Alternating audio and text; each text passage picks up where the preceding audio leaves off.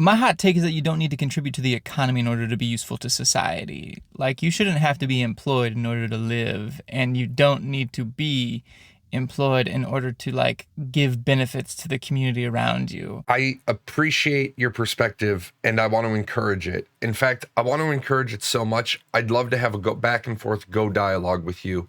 And I think you need to put down some more words about your perspective because I'm not exactly sure which direction you're going. And I agree with you. You should not need to be employed to be useful to society. There is graffiti up at the park near my house. I could, and I probably should, get the materials I need, go up to the park, clean up the graffiti, because then I've been useful to society. But then you've included a piece called In Order to Live. The problem is the world is a capitalistic framework, which means I'm going to exchange goods, services, and labor with the expectation of something of value. Now, that doesn't mean when I go up to the park and I clean it up that the local town has to give me money. They don't have to give me a paycheck.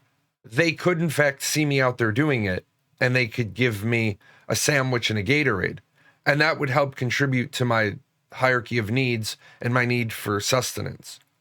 The problem is if the city itself did that, the sandwich and the Gatorade have a cost, and that cost can only be paid for by the town.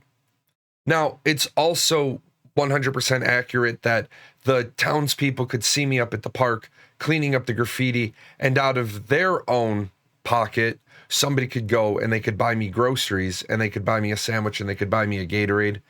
But again, we've entered into a framework where I'm exchanging labor, time, my own cleaning materials, and I may or may not have an expectation of compensation.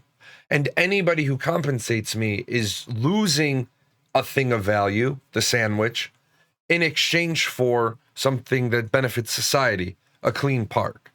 So with that in mind, what are your next 10 words? How did you actually see that? Because I don't want to discourage you, but you're going to have to help me see your perspective.